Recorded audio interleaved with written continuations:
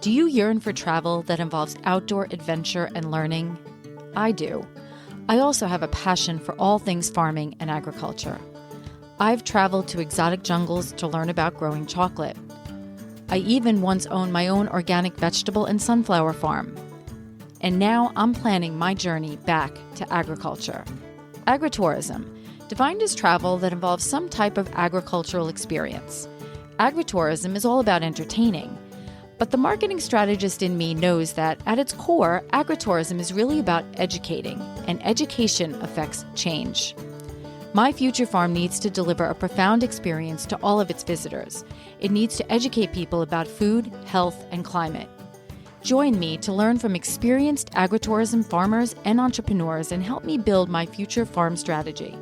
And who knows, maybe one day soon you'll find yourself in a tropical jungle cutting open cacao pods with a machete, or savoring an outdoor plant-to-plate community dinner with 100 guests at a farm in Illinois. So let's tap into the agritourist in you. I had the opportunity to interview two extremely dedicated and super inspiring people who are veterans, farmers, educators, PhD students, and mentors for so many veterans who are considering a career in farming. This is career number 2 for both of them. But why did they pick farming? With 1/3 of American farmers over the age of 60, there is a critical shortage of individuals entering the agriculture industry. At the same time, there is a record number of veterans experiencing unemployment, PTSD, suicide, and other challenges that naturally follow almost 2 decades of sustained war. Matthew and Kara Rutter discuss their journey into farming post-military and why they are on a mission to increase the number of farmers while helping their fellow veterans. Matthew and Kara have created a few business models all focused on helping veterans get into farming and successfully stay in farming, including Project Victory Gardens, Farms of the Brave, Farmers Bootcamp, which is like a mini Shark Tank experience for wannabe farmers, Rutter's Ranch, which is their own for-profit farm business, and there are also several projects that have been born out of their PhD pursuits in agriculture. Matt and Kara also have connections to Jeanette Lombardo from Farmers Veteran Coalition, the Global Agritourism Network, and Will Culler from Clemson University, who coordinates the Ag and Art Tours in South Carolina. It's Jen Ross, your Agritourist podcast host. Join me as we learn more about how Matt and Kara are motivating our veterans to pursue all sorts of careers in farming. And don't forget to subscribe to our podcast and leave us a review. Enjoy today's podcast. So it's a pleasure to meet you both. I want to start with a little bit of each of your backgrounds because you have a lot of stuff in your backgrounds and then you're doing a lot right now, which is really interesting. So we're going to explore all of it. Kara, why don't we start with you? Tell me about you. Tell me about your background. Sure. So I'm originally from Montana. Grew up in northwestern Montana, Whitefish and Missoula. And I joined the Army in 1997. I was an Army cook technically for my whole career, although I did some other jobs kind of outside of food service, but went to Iraq right in the very beginning of the war. And then as soon as I got back from Iraq, I went to the Pentagon and I cooked for Secretary Rumsfeld for 3 years. Wow. And then I was assigned to the defense attaché system. So I actually worked in embassies for the next 6 years. So I did 2 years in Ukraine, 2 years in Kenya, and 2 years in Namibia. Wow. Then I came back to food service and did a little time in upstate New York, in Watertown, at Fort Drum, and then went to the Sergeant Major Academy, which is where I met Matt. And so we met in 2015, just 10 years ago, a couple weeks ago. Congratulations. Yeah, so we went to the Sergeant Major Academy for a year in Fort Bliss, Texas. And then I went out to Washington State and he went to Germany. And that was for about a year. And then we ended up in our final military assignment was around South Carolina. I was at Shaw Air Force Base And Matt was in Augusta, so we lived in Aiken, and that's where we retired in 2020. And then we moved up to the upstate in 2021. And so we started Project Victory Gardens, which is our nonprofit, and our farm, both kind of simultaneously. Really right into COVID is Yeah. when we retired, and so Well, we built a lot of fence. excellent. Hold that thought. Matt, tell us a little bit about your backstory. Yeah, I'm from South Carolina. I joined the Army out of North Carolina actually because my father lived up there about where you're going to be in Monroe, so near Charlotte too. Um, I joined in 1998. I did about 4 or 5 years in the infantry, and then I switched over to military intelligence. I deployed several times. I was in Kosovo when I was in the infantry, and then as a military intelligence person, I was in Iraq, Afghanistan, a couple of times, and I did some. What else did I do? Romania, a couple of different like kind of sweet deployments that weren't really bad gigs at all. I served at a bunch of different levels. I was a first sergeant for an aerial exploitation, so we had all the military intelligence airplanes for one of the units, and we owned a mission in Afghanistan for that 3 years. And I was basically in and out of Afghanistan for, on and off every other month or so for about 3 years. Mm.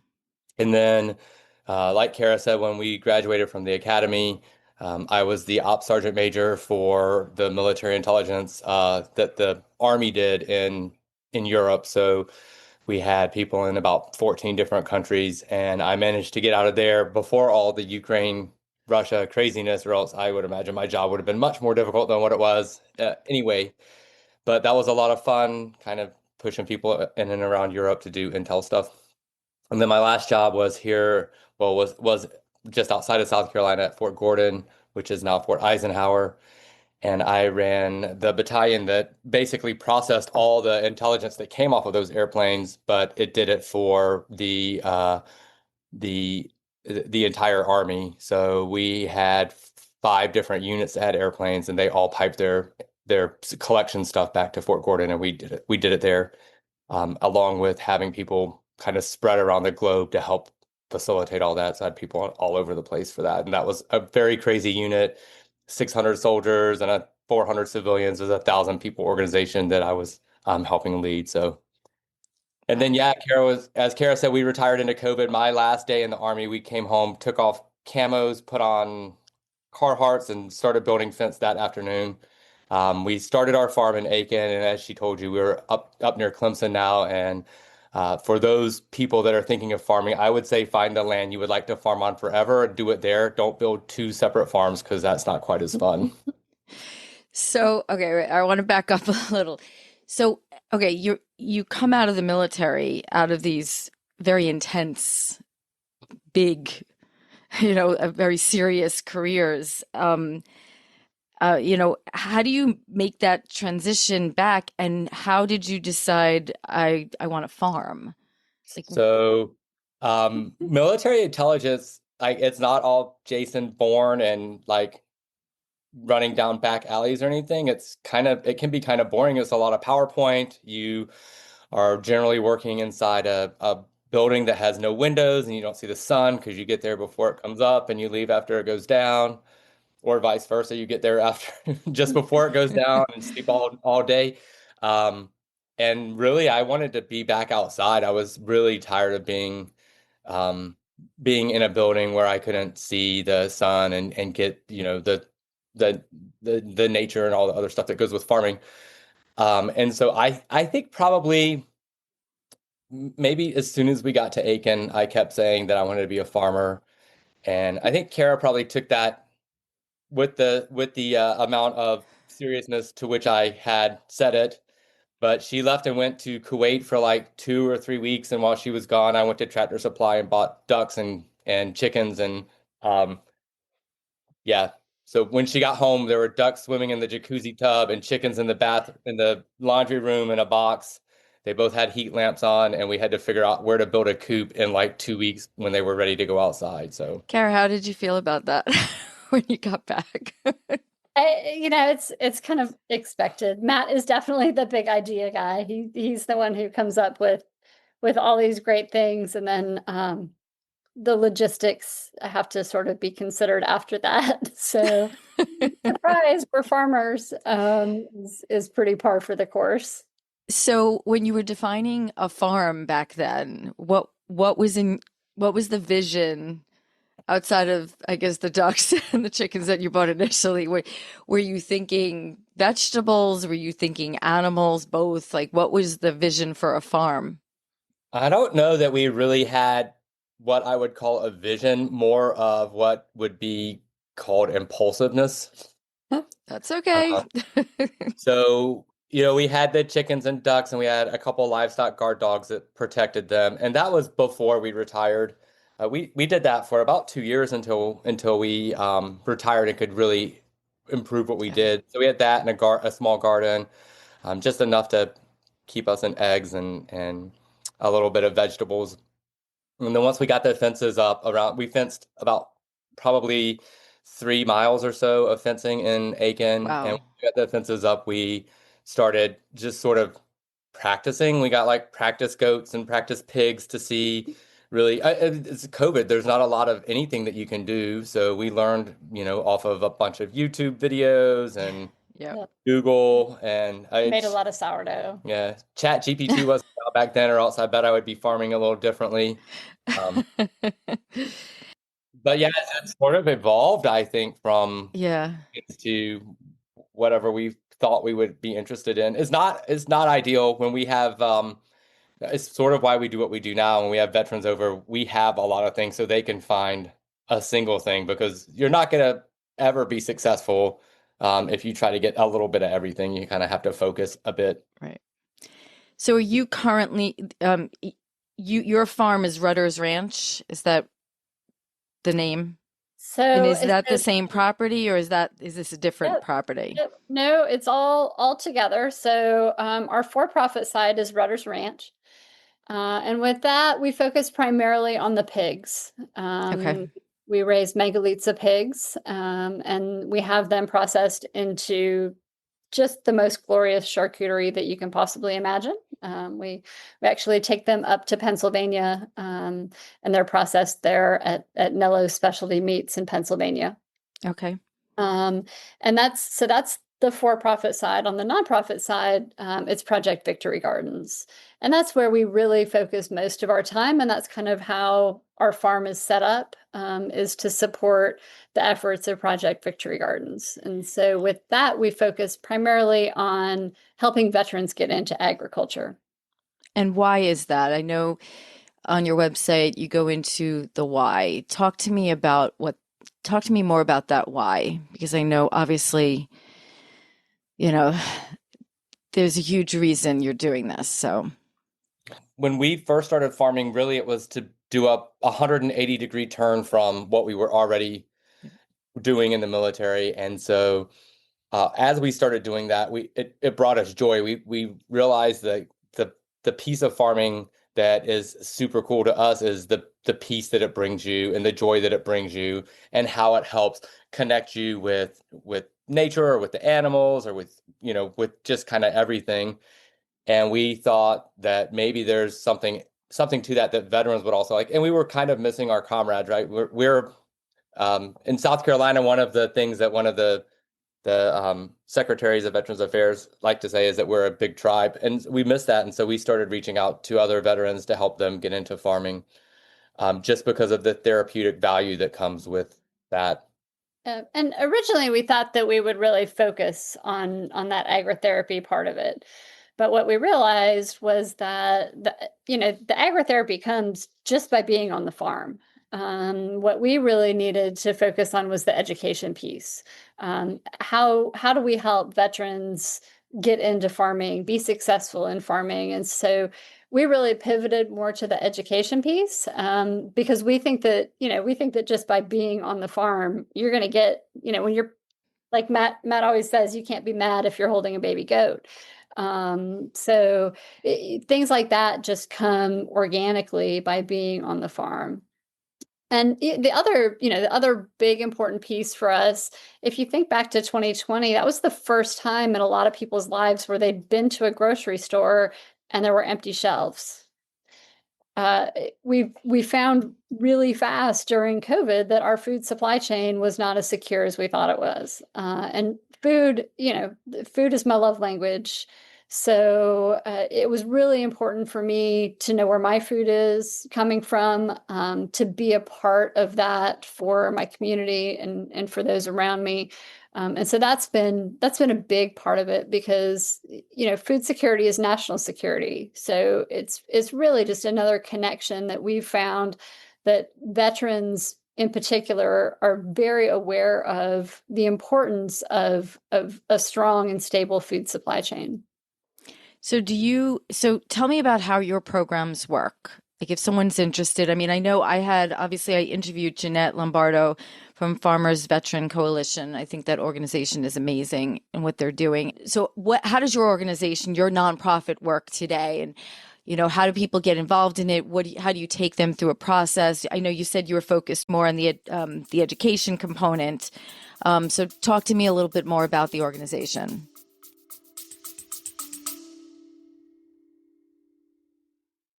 Hey, it's Jen, your AgriTourist podcast host. I need to interrupt this podcast for a few seconds. I always want to support the people I interview. So if you're planning on visiting the Berkshires this summer and fall season, Dory Schofield, owner of Berkshire Farm Sanctuary and Save a Pet on Long Island, and myself have partnered up to help her create an Agra destination at her sanctuary. We are starting small with 5 exciting chocolate cocktail hours for all of you chocolate lovers out there. You'll start with a chocolate mocktail or a cocktail and indulge in some delicious charcuterie, plant-based of course. Then you will be guided through a chocolate experience and learn how chocolate is made from bean to bar. Savor the tastes of real chocolate from all around the world and depart the farmhouse with some of your favorite chocolate bars in hand. Proceeds support all of Dory's rescued animals at the sanctuary. Remember, there are only 5 dates starting Saturday, July 5th, and once they're booked, that's it. So visit berkshirefarmsanctuary.org or heartbeatfarms.com to register now. Thank you for listening, and I will hand you back over to the podcast.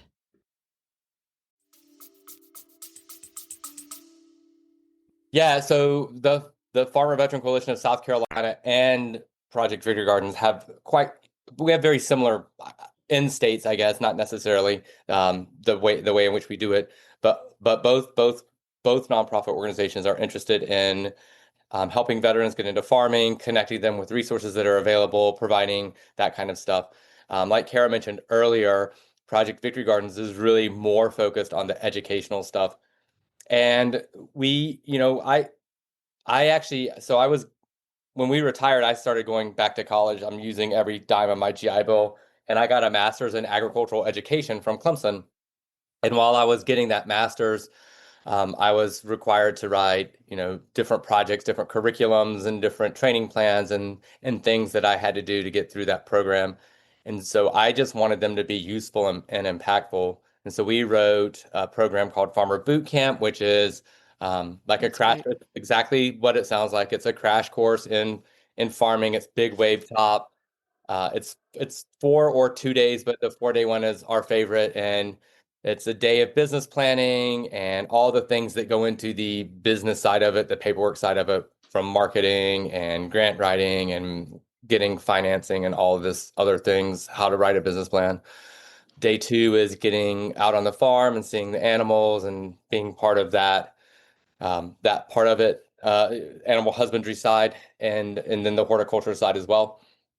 And then day 3, we do a couple of field trips because our farm is set up like a model farm. We only farm about 5 acres. We have a little bit of everything, although the pigs are kind of our focal point for any kind of potential profit. We also have alpacas and Nubian goats and Angora goats, ducks, chickens, turkeys, bees, a bunch. That's a lot. We can expose people to everything, but the farms that we go to on day 3 they're really hyper focused on a single thing, and they're quite profitable. They're quite successful. And so we want the the veterans to see what right looks like. Because if you came to our farm and saw the menagerie of craziness on our farm, you would think you could make money doing that. And there's no chance you can. We're good if we can cover feed bills. And then day 4, they have to pitch. So we taught them how to do a business plan. You're going to have to stand in front of somebody and ask them to give you money. So we make them start with us where it's low threat and you only had 4 days to think about it. So it's not a big deal. And we're fortunate enough that we have some money that we can give little micro grants of, Great. $50, $500, and $250 to first, second, and third place. And so that's Farmer Bootcamp. It's a ton of fun. The other thing we have is a DoD Skill Bridge, which is an internship program. When active duty folks are getting out of the military allows them to go intern somewhere for up to 6 months. It varies from service to service. But we can just say up to 6 months. Normally it's about 3 or 4 months. While they're still on active duty, it's just kind of a way to onboard into a new occupation so that you have a good running start when you get out of the military. It's really set up for like industry, like Amazon, I think uses a bunch, or Google, or some of these big companies, so they can really onboard these employees and place them in jobs. And we realized that there wasn't anything really to speak of in agriculture. There's about 5 now, but we're one of those 5 agricultural internships. The way Wow, that that's terrific. right, Okay. the way that most of them are set up are Cohort yeah, based. cohort based. So your dates have to align, and we all have a contract with the military. That contract has an end date. If the dates of the cohort don't align with your end date, then you might miss that opportunity. And so while we don't have any issues with how they do it, we just saw that as kind of the weakness of it, and we wanted to be a little bit different. And so ours is consortium based, and we partner with more than 50 farms probably in South Carolina right now, I would say. And at any point we have, somewhere between like 2 or 3 interns up to 10 or 12 kind of spread out across the state, working on a farm of their choice that does something that they want to do, at least in the ballpark of what they want to do. Organic blueberries, strawberry you pick, alpaca, whatever. Yeah. And it really helps them really get out there, see it. The farms open up their books. They show them how hard it is to make money. We see success kind of 2 different ways with that. You get out of the military, you start your farm, and you're successful at it. You get out of the military, you do not start a farm, you find a job, you probably buy more local, you understand the impact of food, and you didn't waste $1 million finding out that you did not want to be a farmer. And both of those are success. Absolutely. So back to your program, the boot camp, which I love. I think that needs to exist for everybody. How are you getting people through that program? How are you recruiting people through that program? And how many people go through that program, or that you've graduated from that program? Yeah, so it's kind of a crazy thing. Matt came up with this when he was doing his master's program, and so we pitched it to the South Carolina Department of Ag, and so they gave us a little seed money to run the first couple iterations, doing 10 or 11 iterations now. And now we actually have a pretty substantial grant from the U.S. Department of Agriculture. So we do typically about 6 iterations a year, 3 of the 4-day version, and then 3 of the 2-day version as well. And each iteration is about, we like to keep it about 20 people. And we thought, where are all these people going to come from? But for this next one in July, we have people coming from Michigan, Maryland, New Mexico, Arizona. I mean, it's crazy because the word is kind of getting out and spreading, and it's such a valuable program. We bring in folks from the South Carolina Department of Ag, from the SBA has been great partners with us for as long as we've been running the program, between SCORE and the Small Business Development Centers, and at the VBOC as well. So really kind of all the different pieces of the SBA have been really helpful on our journey. And so, we do do some training programs that the VBOX are putting on about farming, and talk about our program, and people sign up after that. But yeah, it's kind of amazing how it's snowballed over just 5 years. So It's terrific. So tell me, do you keep up with the graduates from that boot camp? And do you have any stories you want to share about, Yeah, you know, we do keep up with the graduates. We have a private Facebook page that we invite everybody to. Some of the graduates we know quite well. A lot of the people that are participants in boot camp are also interns, because we want them to have the opportunity to come out yeah, and really see the business side of it. And we do a pretty good job keeping up with them. Really, part of our research for our PhD work is really tied into this grant, and we're going to publish best practices. And so, just by the academia stuff that we're trying to do, we're sort of having to keep up with them, even if we didn't want to, so that we can get all the information and data points that we want. I love Uh, it though. It all works together. Like oh you yeah, have it all working together. And just so everyone knows, Matt, you're going for your PhD at Clemson, in policy focused on care farming. Just tell me if I'm wrong. And then Kara, you're going for your PhD focused on agritourism. Is that yeah, correct? That's impressive. yeah, So, so yeah, so and my do you work with Will Culler, at yeah, yeah. Clemson? Because I He'll be interviewed him here. very early on. Yeah. No, we listened to that one. Yeah, he'll be here in a couple weeks when we do that's the other program that we haven't gotten to yet is the agritourism incubator program, Okay, which is new for us. It's the first cohort, and so he will be here to help me teach that as well. And yeah, excellent. my PhD in policy is care farming is part of it, but it's really the interplay between agriculture and veterans. And so I can't focus only on care farming. I have a couple other, like the entrepreneurial side of veterans is another thing I'm looking at. But yeah, agriculture. Wow, that's terrific. That is But yeah, so terrific. it is pretty interesting. I think once we start collecting everything to see who's still actively engaged in farming, even at a small level, if you have a tomato on your balcony in your apartment complex, I still consider you as part of helping a solution and not being part of a problem. So Do you know of anyone offhand that is definitely actively doing something in farming from your little boot camp? Yeah, Any it's good been really, pitches that you heard? yeah, there's been some great You have a ones. little Shark Tank running down there. but yeah, It's so fun. But I mean, for me, when I look back at the folks who came to our first boot camp, where we say all the time we're the world's worst farmers, but that's why we bring in all the experts. And looking at the people who attended that in fall of 2020, right in the middle of COVID, our first iteration, and looking at where some of them are now. one of them's a board member of the Farmer Veteran Coalition of South Carolina right now, and Yeah, he's going yeah. going strong. You look at like That's great. Blue Farms, they came Um, to the first iteration. And what do And they do? They do a couple of different things, some horticulture stuff, but beekeeping was really his sort of step off point, and then he's expanded a little bit since then. So yeah, and now I think they're up to like 600 chickens at a um, time. So they're doing chickens, doing a lot of bees and bee related products, and then have a freight farm where he grows Oh, lettuce wow. and That's leafy greens great. as well. That's So great. and they're doing great things.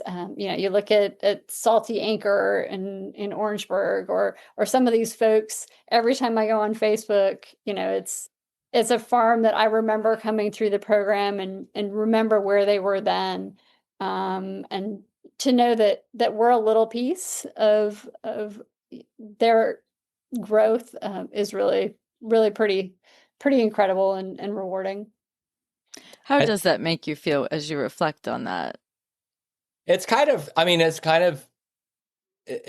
super impressive to think that there are people out there that are just able to, put it all together and continue, because none of us are like, we're not row croppers, we're not commodity croppers. So you really have to be very, very specific about what you're doing and how you do it and how efficiently you do it so that you can try to make money while you're doing this. And it's interesting to see the amount of small farms that are out there that are doing well here in South Carolina. That's true. That's great news.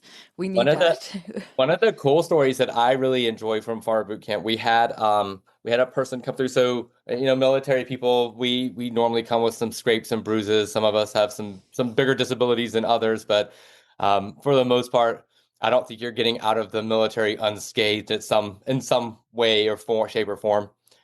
But we had a guy that came through Farmer Boot Camp when we were down in Charleston. He was blind and he wanted to be a farmer, and he processed a chicken, and he did a better job processing a chicken than most of our people that are sighted. And so that was really like impressive. It was empowering. It was inspiring. It was cool to see that level of, I'm going to do this, like, damn the torpedoes, this is what I'm going to do.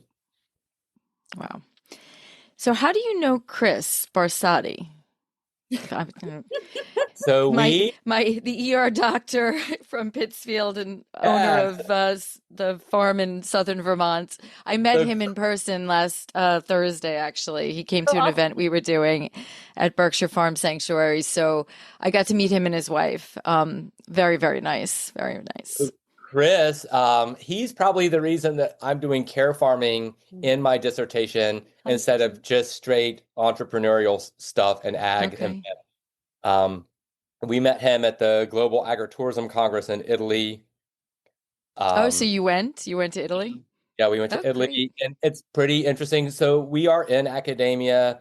We go to conferences in academia, and I love academia, but academia is kind of a weird animal where people sit around and think about what people do.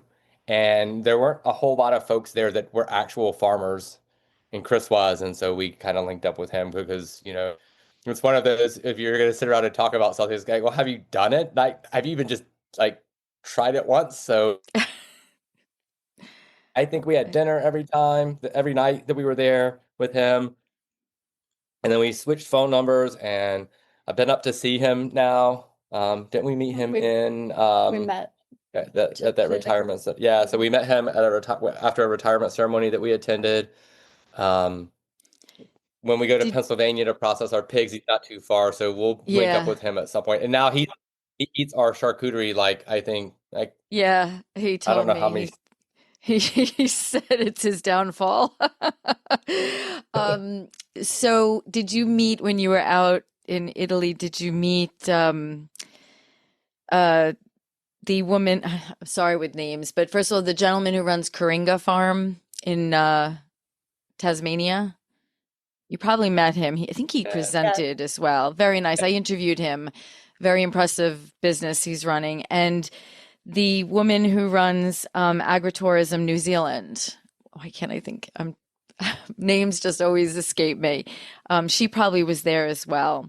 Just some people I had interviewed who were very impressive. We met them. I can't it's a great organization, and it's really neat to see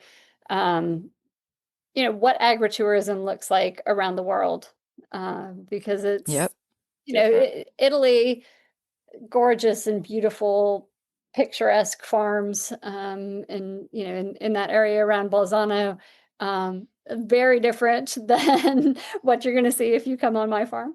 But it is really interesting to see kind of the perspective around agritourism, and we're desperately looking forward to next summer when the conference is in Scotland. We're actually going to head over there and spend almost 3 months. Oh, wow. And that's where we're going to write our dissertations. So nice. Not a bad gig there. So tell me, okay, so do you participate in Will's in now I don't know what's happening with the farm tour, the ag tour, because I know that I had heard that it's breaking off, or it was were they starting their own nonprofit? Or is it still part of Clemson? So they're standing up, to the best of my knowledge, they're standing up their own nonprofit. And so that, the South Carolina Ag and Art Tour has just grown tremendously over the past 15 years, when it started just in one county. And so I think now they're in the midst of it right now. So a couple more weekends, I think. I think Richmond is this weekend. And I mean, I think that they have half the counties probably in South Carolina this year, I was which gonna say it was was 22 or 23 counties this year. yeah, which was really impressive and certainly a testament to everything that Will's done there, and the whole extension team. Next year, we're working with Will, and with Clemson Extension and the South Carolina Ag and Art, because we're going to do a veteran specific. So Memorial Day weekend will be the Farms of the Brave Ag and Art Tour, and so only at veteran farms for the whole weekend, and that will be a statewide tour rather than county based, like Oh, Ag and wow. Art, you know. Now, is it going to run in a similar fashion where people can go out and do their thing? Because I think at the end of our conversation, my conversation with Will, he had said they were trying to get buses, to get funding for buses so that it's an actually, a guided tour. Yep, absolutely. And so the plan for next year, for specifically for our tour, we do have some funding for buses, and so we'll do that for That's terrific. Brave Ag and Art Tour. So that's really exciting. We have a great relationship with Will and the whole Clemson Extension team, and they've really embraced what we're doing, and we've worked closely, kind of with the whole agribusiness team around new and beginning farmer support and things of that nature as well. Why do you think it's so successful? Especially where you are, because I think there are a lot of places that have tried things like this, but they're just not getting the engagement of the Yep. farms and or the people to participate. Like, what do you think? What are the magical ingredients here? What's happening? I don't I don't know that it's like even so South Carolina is a farm state. It's our number one industry. It's $52 billion a year in revenue from South Carolina farms. It's got a really high number of veteran farmers. So, the veteran one's going to be super fun because there are just so many veteran farms, and hopefully a lot will participate. But I think that it's just that is that we are a ag state, and people support that. We have good branding stuff, the certified South Carolina brand that identifies it as South Carolina grown. Those kinds of things I think really help. And then I think the extension's just got a lot of people doing a lot of good things in the counties, and they can get the word out. That's sort of why Extension was kind of founded in the beginning, was to get all the research stuff back from the land grant colleges down to the counties and to the people that need it. And I think that Clemson does a good job doing that. Yep. And the other piece of it is that the South Carolina Ag and Art Tour is traditionally not like the really big agritourism farms, because it's a free event. And so, most of the really big agritourism farms are not going to give up an entire weekend of ticket revenues. And so it is the smaller farms. And it's really low threat for those farms to participate. Right. Most of those farms, prior to doing the Ag and Art Tour, wouldn't even really say that they do agritourism, because they kind of think of these, big farms and corn mazes and massive undertakings as agritourism. But the thing in South Carolina is that we have 600 members of the South Carolina Agritourism Association. Some of those are big farms that grow 8% of the peaches in the United States. Others of those, have 3 acres in town and have a couple beds of you pick flowers. So we really kind of embrace that difference between farms, and they've made it very easy to kind of get a taste of agritourism by signing up for the Ag and Art Tour. And then they've, Will and everyone involved in the program have done a great job of kind of bringing together the tourism folks, because that's really oftentimes the missing piece when you're talking about agritourism, is that farmers don't have a background in hospitality and tourism. And so to bring in the county visitors bureaus and some of that destination marketing folk That's really important, and they've done a really good job of ensuring that the county-based committees are representative of the chamber and the CBBs and all of those other folks as well, rather than just the farmers. Very important points. That's really good. So you have Farms of the Brave that you want to, I mean, I think you touched on it, but talk to me a little bit about that. And then I have a final question for each of you. Yep. Yeah. So we're really excited. What we found kind of through teaching farmer boot camp and spending some time on farms and with veteran farmers, um, is that there needs to be diversified income streams. And so you need to find ways to bring money into the farm other than just by whatever product you're raising or growing or producing. And agritourism is really important, we think, to be able to get from year 0 to year 5. And that's really our focus is those first 5 years in a veteran farmer's life. If we can make those more successful after year 5, they're going to be good. They're going to be solid. But the problem with agritourism is that, as I said, most farmers don't have a background in tourism and hospitality. So what they do is they implement things that work really well on somebody else's farm without thinking about it as part of their holistic business plan. And so we're doing a couple things. One is the Farms of the Brave, which is a marketing and branding strategy for veteran-led agritourism farms.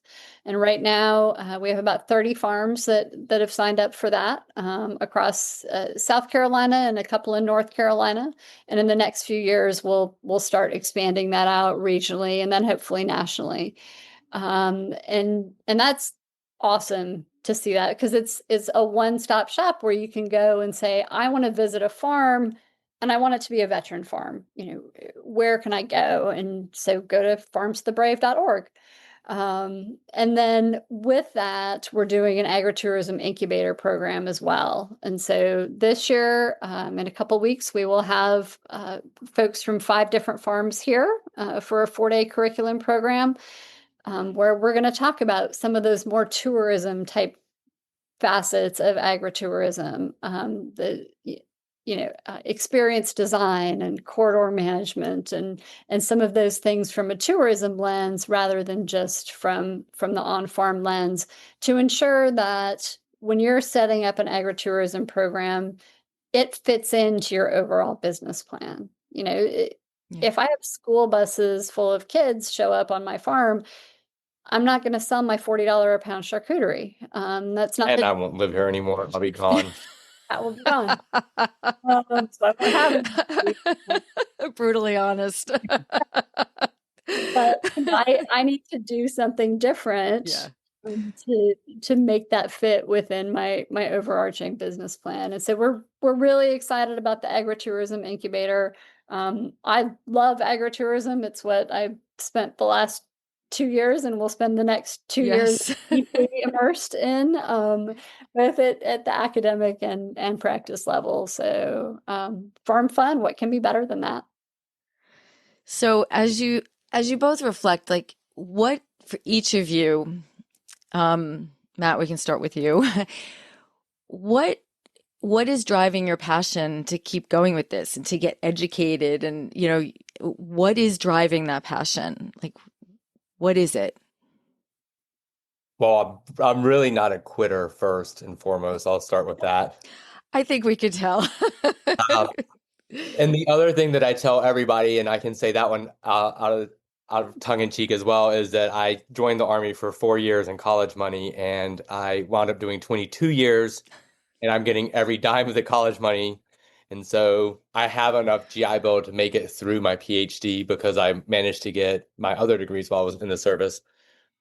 But that said, I mean, I've always wanted to be good at what I do. Kara and I both were, when we retired from the Army, we were the highest enlisted rank that you can hold. We're kind of victims of our own success in that we're dedicated to whatever we're doing, and we put our whole heart and soul into it. And even if you look at the schoolings that we went to in the military, they're kind of the elite level schools that are associated with the enlisted corps. And it's kind of the same thing here. Why would I want to do this but not get smarter at it? And so that's one of the reasons I keep going to school is I want to get better at what I'm doing, not just like knowledge based because I learn something every day on the farm, but also like theoretically, being able to speak about it more professionally and being able to um, explain to other people kind of what we've found and what we think works best and what we've seen. And so the academic side is that's what it is I just want to get better at everything kind of holistically. And then on the farm, yeah, I mean, if you have to be excuse me, you have to be pretty good at working in complete ambiguity on the farm. Yesterday we processed a pig. I did not want to process a pig. It was not on the agenda. He broke his leg. The butcher shop that we would have taken him to have to have the deer, like the custom shop, was closed until Thursday. So that's just cruel. So we did a lot of research. I processed deer. I've been to a place that processed pigs, but it was more of a not hands-on, just kind of an overview. And yeah, we did it yesterday. That was super fun. And so that's kind of like that experiential learning that we do a lot of on the farm. Is like, well, I'm not quite sure how to build a fence, but we can figure it out. And that's also fun too, because I think that that's super interesting and it keeps you, you know, I don't know, it's boring. What's the opposite of boring? It definitely keeps you kind of on your toes while you're on the farm. Yep, absolutely. Did I answer And any of the question that you asked? do you have a favorite animal, on the farm? I like my service dogs or my our dogs. We actually, I don't mind. So I, I have a, I like the pigs. They could be a little bit pushy, but I do like the pigs. They're kind of interesting. They're real smart. One of the things that we've had to do these past couple of since school got out was get hot wire back on the pasture because they buried it. And last semester was a brutal semester, and I didn't have time to get up there and fix it. But they're so smart, they realize they can just bury the hot wire. They don't get shocked anymore. So Yeah, pigs they're are, very smart. and they're, I don't know if this is true or if it's like an old wives' tale and I made it up, but they're like um, 10% genetically different from humans is what I think I remember saying. And some of the folks I know in the army were probably less than that 10% actually. They're more like 6%. So, Kara, you want to answer, what keeps you going? What inspires you? Where's the passion coming from? Yeah, I think, I mean, for me, it's really rewarding and really humbling. Now that we have a little separation from when we first started doing this, to see the difference that we've made. And people tag us on social media or say, hey, I went through farmer boot camp 3 years ago and look where I am now, or just take the time to kind of share where they are now with us. I think that's there are days on the farm where it doesn't feel super fun.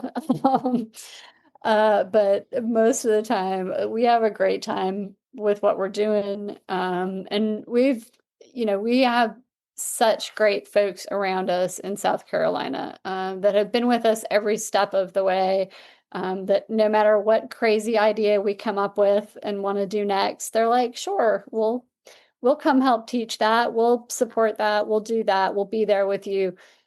In South Carolina, agriculture, farming is relational, and everybody takes that to heart. And there's things that we've been able to accomplish here in the state that there is no way that in any other state you could have the same level of programming at a statewide level that we've done with the inputs that we've had. And to see them giving back to us, we want to continue giving back to them and to other veteran farmers, and it's just fun. We get to play on the farm. You're amazingly inspiring. So, and I love the fact that, you took your years in the military and you're getting everything out of it, and now you're giving it right back to, to everyone coming out. So I think that's incredible. I would love to somehow, when people are either, I don't know, your winners of your boot camp or people that you think, like, let's profile some of the people coming through your program, who want to get some exposure, or just who you feel, you want to expose in some way. I'd love to do that. So definitely let's keep in touch. And Yeah. And I love the boot camp. I just think that, you want to keep people going and you want to keep them pumped up after something like that. And so if I can help in any way, and, let's Bootcamp's a ton do of an fun. episode. If you can figure out how to get down here, you can come be part of it. I would love to. I will figure out how to. So definitely thank you for doing this. I'm glad Chris connected us, and I love every aspect of what you're doing. I just Yeah, you're doing we can amazing also things. connect you with some of the folks that do, if you want to do a South Carolina, maybe month or something. Kyle, she runs the Acre, which is the Agribusiness business Center for Research and Entrepreneurship. I'm on their newsletter. I get there. So yes, I would love those types of connections. So She's kind of yes. interesting, and I don't know that we brought this up at all. We probably should have, to like pat ourselves on the back. The last round of her grant programming, 25% of the people that were awarded the grants came through our boot camp, which is That's kind of pretty cool. impressive. Yeah, that's kind of cool. Yeah. And then like Nathan, who's one of our neighbors, he does Growing Green. He's not a veteran, but his farm is amazing. He's got like 3/4 of an acre. He grows like $250,000 worth of produce on it annually. And then Split Creek, I'm sure they would come and participate too. Then one of our other partner farms is like got the number one Feta cheese in the nation. Yeah, the number one feta cheese in the wow. United States and number 2 in the Wow. world. Yeah. Wow. That's That's we can link you up impressive. with those guys. Those are the farms those are the field trip farms. Those guys are the ones that are impressive. Because when we go up there, we're like, yeah, I told you we're bad farmers. Look at this thing. But you know what? I love the way you say that. We're bad farmers, but you're turning that into like such an opportunity to teach people, which is amazing. So kudos to both of you. Thank you for all you do and all you've done. It's really impressive. But okay, I will be in touch. I hope our AgriTourist podcast prompts you to think more about where your food comes from, whether it be your vegetables, fruits, meats, and even those sweet treats. Don't forget to subscribe and share this podcast with someone you think may truly benefit from or be inspired by it. Visit us at agra-tourist.com. Until next time.